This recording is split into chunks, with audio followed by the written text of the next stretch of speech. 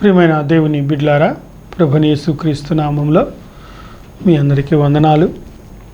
మరి ప్రియ కుమారుడు ప్రార్థనా సహవాసం వారు నిర్వహించు ప్రతి శుక్రవారం సాయంత్రం 8:30కి విజయవాడలో వస్తుంది, 8ంటికి బందర్ సైడు వస్తూ ఉంటుంది. కనుక ప్రియమైన వారులారా, ప్రార్థన చేసుకొని దేవుని వాక్యంలోనికి వెళదాం.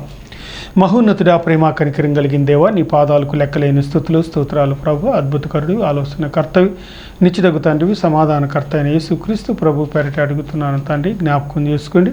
మీ ఆత్మతో, మీ సత్యంతో, మీ జీవంతో నింపి పరిశుద్ధపరిచి పవిత్రపరచండి.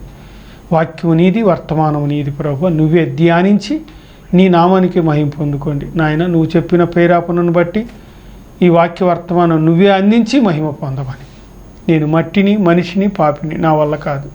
నీవే వాక్య వర్తమానం అందించి మహిమ, ఘనత, ప్రభావం తెచ్చుకోమని నా ప్రభుని, ప్రియ కుమారుడైన యేసుక్రీస్తు ప్రభు పేరిట అడిగి వేడుకుంటున్నాను, ప్రియ పరలోకపు తండ్రి. ఆమేన్. చూడండి ప్రియమైన దేవుని బిడ్లారా, పూర్వము కూడా మరి ప్రవక్తలు ఎంతోమంది ఉన్నారు. మరి వాస్తవానికి అపోస్తుల కన్నా ముందు, ప్రభు అయిన యేసుక్రీస్తు కన్నా ముందు కూడా ప్రవక్తలు ఉన్నారు. ఆ ప్రవక్తలు ఏం చేసేవారయ్యా అంటే, రాజ్యం గురించి, రాజ్యాన్ని పరిపాలన చేసే రాజులను నియమించుటకు దేవుని యొద్దకు వెళ్ళి దేవుడైన యెహోవా సన్నిధిలో మొరపెట్టి, ఈ రాజుగా నిలబడటానికి ఇతనికి యోగ్యత ఉన్నదా లేదా, ఈ ప్రజలను పరిపాలన చేయటానికి ఇతనికి అర్హత ఉన్నదా లేదా అని కూడా వారు అడుగుతారు. అయితే మనం సమూయేలును చూసుకుంటే, ప్రవక్త అయిన సమూయేలు గొప్ప ప్రవక్త. ఇశ్రాయేలీలకు న్యాయాధిపతిగాను న్యాయమూర్తిగా ఉన్న రోజుల్లో వారి కుమారులు చేసిన పొరపాటును బట్టి, ఆ పొరపాటు ఏమిటనగా వారి కుమారులు లంచము తీసుకొని అన్యాయముని న్యాయముగా చెప్తున్నారని చెప్పి ప్రవక్త అయిన సమూయేలు దగ్గరికి వెళ్ళి అడిగినప్పుడు, ఇశ్రాయేలీయుల ప్రజలకు ప్రవక్తని, అయ్యా మాకు రాజు కావాలి, లోకరీతిగా మాకు రాజు కావాలి అని ఈ సమూయేలు ప్రవక్తని అడిగి, వారు ఎంతో బతిమలాడుకొనగా దేవుని సన్నిధిలో మొరపెట్టి, ప్రభు అయిన యేసుక్రీస్తు జన్మించటానికి సూత్రధారిగాను, అలాగే ఇశ్రాయేలీయుల ప్రజలకి మొదటిగా సౌలుని రాజుగా నియమించి ఆ తర్వాత దావీదుని నియమించారు. ఈ ప్రవక్త లక్షణాలు ఎలా ఉంటాయో చూసుకుందాం. యెషయా గ్రంథము 8:3, నేను ప్రవక్తని యొద్దకు పోతిని, ఆమె గర్భవతి అయి కుమారుణ్ణి కనగా యెహోవా అతనికి మహేరు అని పేరు పెట్టాను. చూడండి ప్రియమైన వారులారా, దీని అర్థము దేవుడు తోడుగా ఉన్నాడు. దేవుడు తోడుగా ఉన్నాడు. ఈ ప్రవక్తని గర్భవతి, ఆమె భయము భక్తి కలిగి దేవుని సన్నిధిలో ఉంది కనుక ఆ కుమారుడికి పేరు పెట్టి, ఆ పేరుకి అర్థం ఏమిటయ్యా అంటే తోడై ఉన్నాడు. ఎవరు? దేవుడు తోడుగా ఉన్నాడని అర్థం. ప్రవక్త అయిన యెషయా కూడా ప్రభు అయిన యేసుక్రీస్తు జన్మించటానికి దేవుని చిత్త ప్రకారంగా ప్రవచనాలన్నీ కూడా మత్తయి సువార్తలో నెరవేరినవి. కొత్త నిబంధన అంతా కూడా ప్రభువైన యేసుక్రీస్తు జన్మించుతాడని ప్రవక్తలు ప్రవచించాడు. ఇర్మియా కానీ, ఎజ్కేల్ కానీ, అలాగే నెహెమ్యా కూడా ప్రవచించిన దాఖలాలు ఉన్నవి. అయితే ఎక్కువగా కూడా యెషయా ప్రవక్త ప్రవచించాడు. మరి ఈ రోజుల్లో చాలామంది ప్రవక్తనీలు బయలుదేరారు. ప్రవక్తలు కూడా ఉన్నారు అక్కడక్కడ. ప్రియమైన వారులారా, దయచేసి వాక్యాన్ని వాక్యానుసారంగా ప్రార్థనాపూర్వకంగా మీరు వాక్యాన్ని ప్రకటించండి. దయచేసి మీ కొరకు మటుకు ఏది కూడా చెప్పొద్దు. మీ కొరకు మటుకు ఏది కూడా చెప్పొద్దు. గమనించండి. ఫేస్బుక్ ఆన్ చేస్తే క్రైస్తవుల్ని ఎగతాళిగా మాట్లాడుతున్న మాటలనే చూపిస్తున్నారు, కానీ వేరొకటే కాదు. ప్రియమైన వారలారా, ప్రవక్తని అనే లక్షణాలు ఎలా ఉంటాయి చూసుకుందాం. ప్రవక్తని యొక్క లక్షణాలు ఎలా ఉంటాయి చూడండి. న్యాయాధిపతులు 4:4. ఆ కాలమున దప్పిదూతనకు భార్య అయిన దెబోరా అన్న ప్రవక్తి ఇశ్రాయేలీలకు న్యాయాధిపతిగా ఉండెను. చూడండి ప్రియమైన వారలారా, ఈమె దెబోరా ఎంతో ప్రార్థనా పరురాలు, భక్తిపరురాలు. ఆమె యొక్క నీతి ఎంతో పవిత్రంగా జీవించింది. ఆమె ఇశ్రాయేలీలకు న్యాయం తీరుస్తూ ఉంది. అన్యాయానికి పాల్పడల, అక్రమానికి పాల్పడల. ఆమె విడతెడక ప్రార్థన చేస్తూ ఇశ్రాయేలీల ప్రజలకు న్యాయం తీరుస్తుంది. మరి మీరు ఎలా ఉంటున్నారు ఈ రోజుల్లో? ఏమండి, ఒక సిస్టర్ గారు చెప్తున్నారు, ఫేస్బుక్లో చూశాను. ఆమె పరలోక రాజ్యం వెళ్ళిందంట. బంగారం కళ్ళతో చూస్తుంటే ఆ బంగారం సువాసన ఈ ముక్కుకు తగులుతుందంట. ఎంత తప్పుడు మాట్లాడినవి! ఎందుకని ఇలా తయారవుతున్నారు? క్రైస్తవత్వాన్ని ఎందుకని ఇలాగ భ్రష్టు పట్టిస్తున్నారు? అందుకు కూడా ప్రభువైన యేసుక్రీస్తు ఏం చెప్పాడు? నశించుతున్న ఇశ్రాయేలీల మధ్యకే వెళ్ళమన్నాడు, వేరొకళ్ళ దగ్గరికి వెళ్ళమనలా. ఇలాంటి మాటలు మాట్లాడకూడదు. ఎంత బాధ కలుగుతుందో. అంతకుముందు కూడా నేను ప్రవక్తల గురించి మాట్లాడాను. మళ్ళీ కూడా ప్రార్థన చేసుకుంటుంటే మాట్లాడమనేసి దేవుని కృపను బట్టి మాట్లాడుతున్నా. ప్రార్థన ఎడతెగని ప్రార్థన నీలో ఉంటే చేయాలి. అంతకుముందు కూడా ఒంగోలులో ఒక ఆమె ఇలాగే ప్రవశించుతూ ఉండేది. ఆమె పోస్టులు అయితే మరీ ఘోరంగా ఉండే. భర్త లేడు ఆమెకు తలకాయ నొప్పి అయిపోయింది ఆ రోజుల్లో. ఇప్పుడు ఆమె చూపించట్లేదు. ఇప్పుడు వేరుగా చూపిస్తున్నారు. వాళ్ళందరినీ చూస్తుంటే చాలా బాధేస్తూ వేదన కలుగుతూ ఉన్నది. ప్రియమైన వారలారా, దయచేసి వాక్యం చెప్పు. వస్తువు పోయింది, వస్తువు దొరికింది, నాకు డబ్బులు దొరికినాయి, ఇది కాదండి ప్రవచనం అనేది దేశం గురించి లేదా నీ సంఘములో ఉన్న విశ్వాసుల యొక్క అనారోగ్యత గురించి లేదా వారికి ఉన్న రాబోయే కీడుని దేవుడు చెప్పినప్పుడు ఆ కీడు తొలగించిపోవాలని ప్రార్థన చేయాలి. ప్రవక్తనికి ఎందుకు చూపిస్తాడు? ఒక ఉద్యోగం వస్తుంది, లేదా ఉద్యోగం రావటం లేదు, బిడ్డలు పుట్టట్లేదు.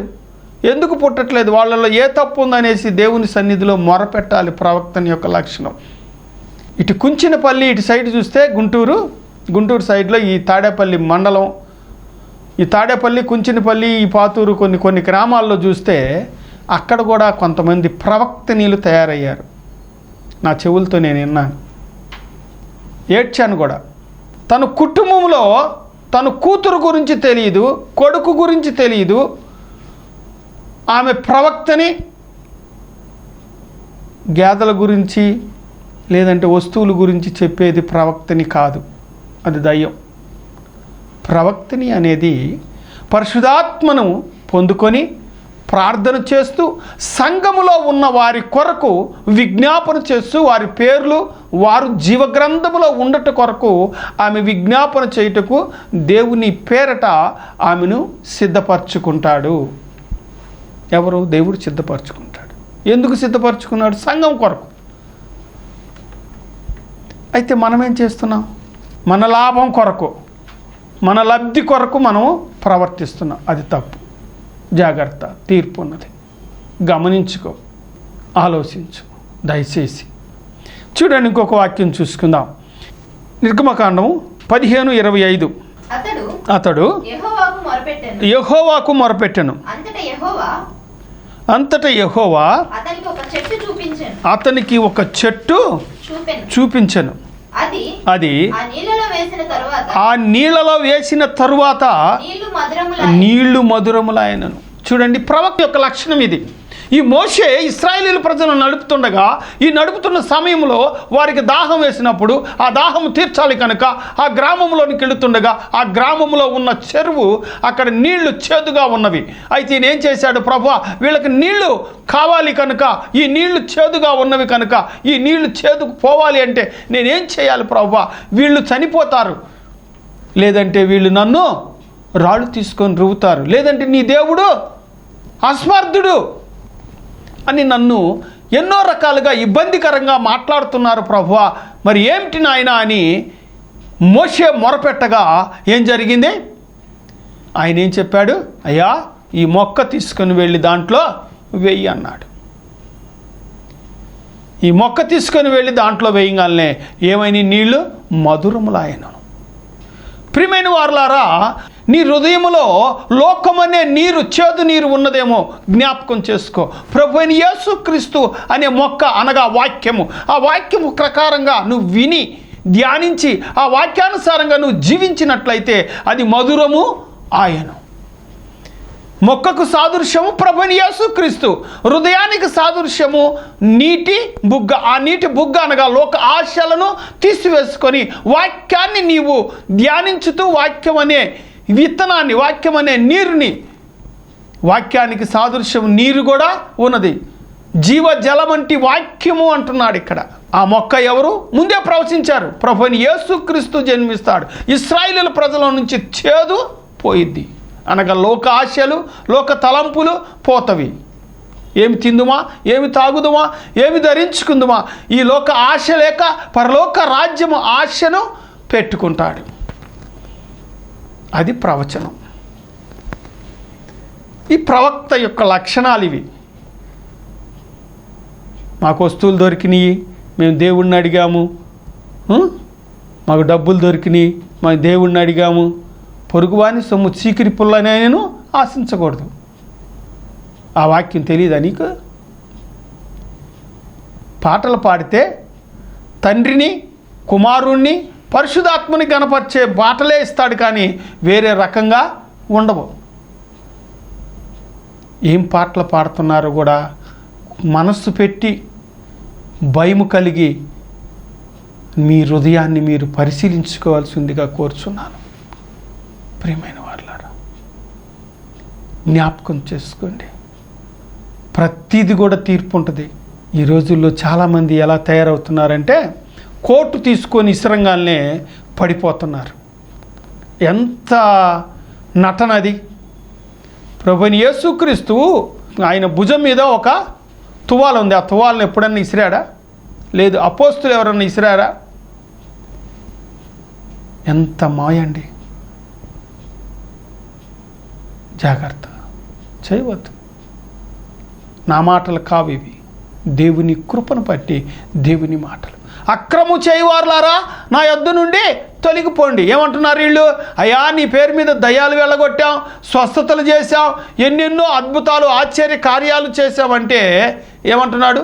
అక్రము చేయవారులారా, దయచేసి నా యొద్ద నుండి మీరు వెళ్ళిపోండి, మీరెవరో నాకు తెలీదు అంటే వారిని సిద్ధపరచుకోలేదు దేవుని పేరట. నా అనుభవంలో చెప్తాను, ప్రభువైన యేసుక్రీస్తు రక్తమే జయము అని ఎప్పుడైతే ప్రార్థన నీవు ప్రారంభం చేస్తావో, లాస్ట్లో ప్రభుని యేసుక్రీస్తు నామములో అడుగుతున్నాము తండ్రి అని అంటావో, అది నీకు ఆశీర్వాదము, అది దేవుని నడిపింపు. దేవుణ్ణి ఆరాధించాలి, దేవుణ్ణి స్తుతించాలి, దేవుణ్ణి గణపరచాలి. ఒక్క ఆత్మనన్న సంపాదించాను నేను అని వాళ్ళు ఉంటారేమో అని రోజు ఫేస్బుక్ చూస్తూ ఉంటా, రోజు ఫేస్బుక్ చూస్తూ ఉంటా. రోడ్డు మీద నిలబడ్డా లేకపోతే ఎక్కడ నిలబడ్డా ఫేస్బుక్లో చూస్తూ ఉంటా. క్రైస్తవులు, ఈ సిస్టర్ గారు ఏమిటి, ఈ బ్రదర్ గారు ఏమిటి, నాకన్నా బాగా చెప్తారా, లేకపోతే నాకన్నా గొప్పగా మాట్లాడతారా, వీళ్ళు చెప్తున్నారు ఎలా ఉంటుందో, వీళ్ళు చెప్పేది ఎలా ఉంటుందో ఇందామని నేను ఫేస్బుక్లో చూస్తూ ఉంటా, రోడ్డు మీద కూడా చూస్తూ ఉంటా.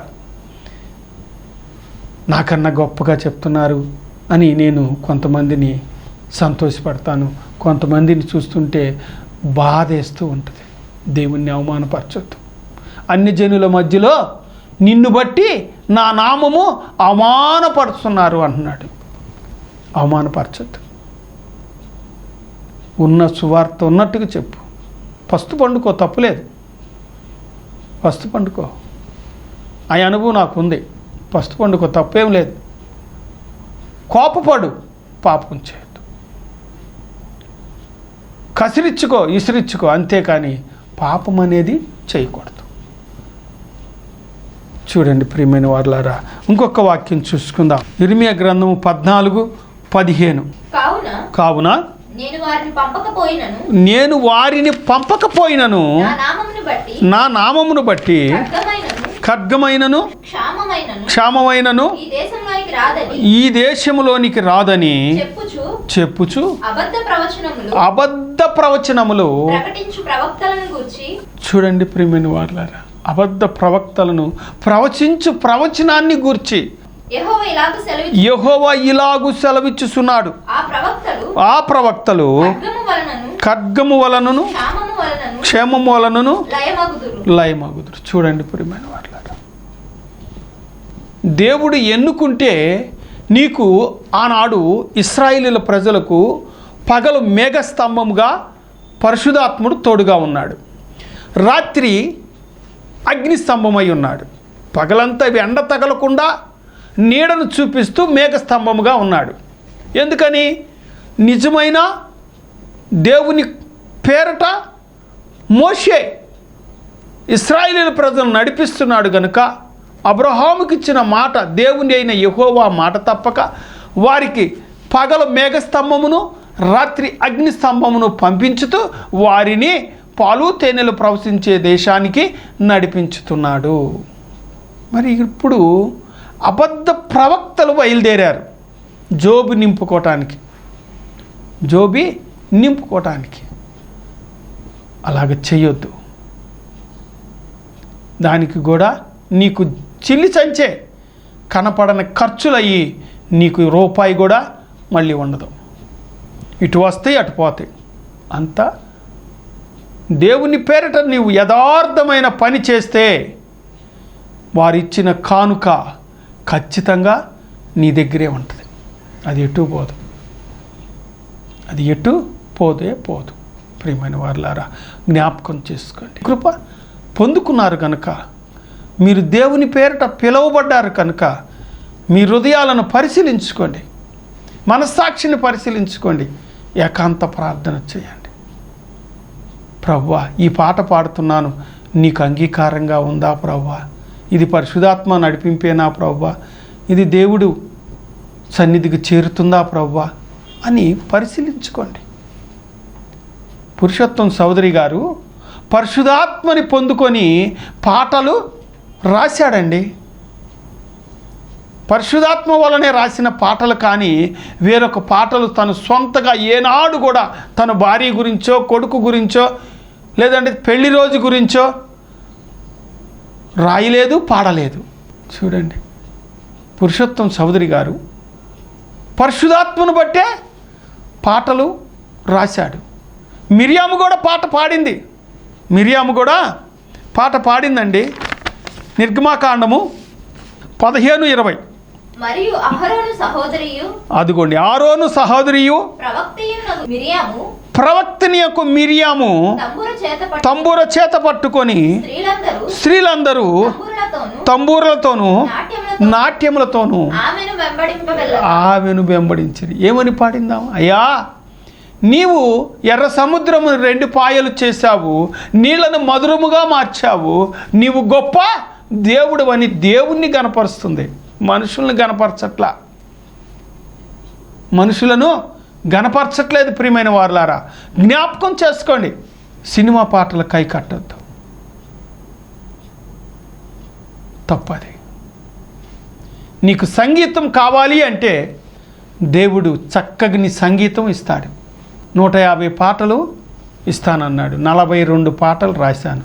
42 పాటలు ఒక 3 మాత్రమే తెలుసు నేను పాటలు రాసిన సంగతి, ఎవరికి తెలియదు. ఎందుకంటే వాళ్ళకి చూపించాను, చదివారు, విన్నారు, చెప్పారు. చూడండి ప్రియమైన వాళ్ళారా, దేవుణ్ణి గణపరచని పాటలు అవి దేవుడు పాడేవి కావు, దయ్యం పాడేవి. దేవుడైన యెహోవాని, పరిశుద్ధాత్మని, కుమారుణ్ణి, త్రియేక దేవుణ్ణి నీవు గణపరిచితేనే అది ఆశీర్వాదము కలిగిన పాట, అది హృదయములో ఉంటుంది. లౌకికమైన పాటలు పాడి దయచేసి నీవు చెడ్డ పేరు తెచ్చుకోవద్దు, ఎదుటి వారితో హేళనగా ఎగతాళిగా మాటలాడించుకోవద్దు. ఇక్కడ మిరియాము, ప్రవక్త అయిన మిరియాము పరిశుద్ధాత్మ వలనే పాడింది. నీవు ఎలాగున్నావో నీవు పరిశీలించుకో. ప్రార్థన కావాలి, ప్రార్థన లేనిదే వ్యర్థం. ప్రార్థన కావాలి. మనుషులను మెప్పించటానికి నీవు పాటలు పాడినంత మాత్రాన నీకు ఆశీర్వాదం రాదు. దేవుణ్ణి గణపరచు, దేవుణ్ణి మహిమపరచు, నీకు ఘనత వస్తుంది. ఈ రోజున పిలుస్తారండి కొద్దిగా నవ్వుతానికి బాగుంటాయని పాటలు, లేకపోతే నా దగ్గర డబ్బు ఉంది కదా అని నేను కెమెరా ముందు లేదా సెల్ ఫోన్లో పాటలు పాడి ఫేస్బుక్లో పెట్టినంత మాత్రాన అది దేవునికి మహిమ కాదు, దేవునికి ఘనత కానే కాదు. ఇందాక ఇక్కడ ఒక దైవజనుడు ఉన్నాడు, ఆ దైవజనుడికి ఒక పాట, ఓ పల్లవి ఒక చరణం వినిపించాను, బాగుందండి అన్నాడు. దేవుని కృప ఆయనకి అప్పటికి తెలిసిపోయింది. ఇది పరిశుద్ధాత్మ వలన రాసిందా, మనుషులు తన సొంతగా రాసిందా అని వినేవాళ్ళకి అర్థమైపోయింది.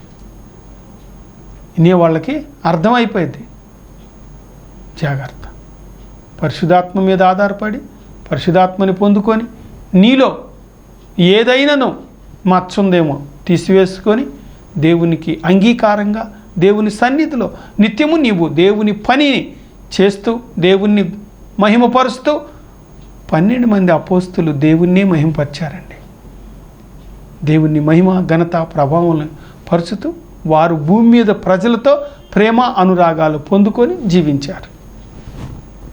అది ప్రవక్తని యొక్క లక్షణం, అంతేకాని ఇంకొకటి కాదు. దయచేసి ఈ మాటల వల్ల ఏదైనా మీకు మనసుకి కొద్దిగా నొచ్చుకుంటే నన్ను క్షమించండి. పరిశుద్ధ గ్రంథం ప్రకారంగా నేను మాట్లాడుతున్నా, సొంత మాటలు కాదు. దేవుడి కొద్ది మాటలు మన వినికిడిలో దీవించి ఆశీర్వదించి బలపరచునుగాక. ప్రియమైన వారులారా, మరి ప్రార్థన ఛానల్ వారి గురించి ప్రార్థన చేయండి, అలాగే నా గురించి ప్రార్థన చేయండి. మరి దయచేసి స్వార్థ నిమిత్తము ఏదైనా మీ శక్తి కొలది కొద్దిగా కానుకను సహాయం చేయవలసిందిగా దేవుని పేరిట కోరుతున్నాను. ప్రార్థన చేద్దాం. మహోన్నతుడా, ప్రేమ కనికరం కలిగిన దేవా, నీకే వందనాలు, స్తుతులు, స్తోత్రాలు తండ్రి. బిడ్డలను జ్ఞాపకం చేసుకోండి, ఆశీర్వదించి దీవించండి. నీ నామానికే మహిమ ఘనత ప్రభావం పొందుకోండి. ఆత్మతో సత్యంతో జీవంతో నింపండి. ఎవరి మనస్సుకి కష్టము లేకుండా మీరే చూడండి. వారి హృదయాలను వారి మనస్సాక్షులను పరిశీలించుకునే భాగ్యాన్ని కలుగజేసి మహిమ ఘనత ప్రభావం పొందుకోమని, నీ ఆత్మతో నీ సత్యంతో జీవంతో నింపమని నా ప్రభు నీ ప్రియ కుమారుడైన యేసుక్రీస్తు ప్రభు పేరట అడిగి మిక్కిలి వినయముతో వేడుకుంటున్నాను ప్రియా పరలోకపు తండ్రి. ఆమేన్. యేసు రక్తమే జయం, సిలువ రక్తమే జయం, యేసు రక్తమే సంపూర్ణ విజయం కలుగునుగాక. ఆమేన్. ఈ కార్యక్రమానికి సహకరించుటకు మీ కానుకలు పంపుటకు మా అకౌంట్ నంబర్ 427729059996. ఈ కార్యక్రమానికి సహకరించుటకు మీ కానుకలు పంపుటకు మా అకౌంట్ నంబర్ 427729059996.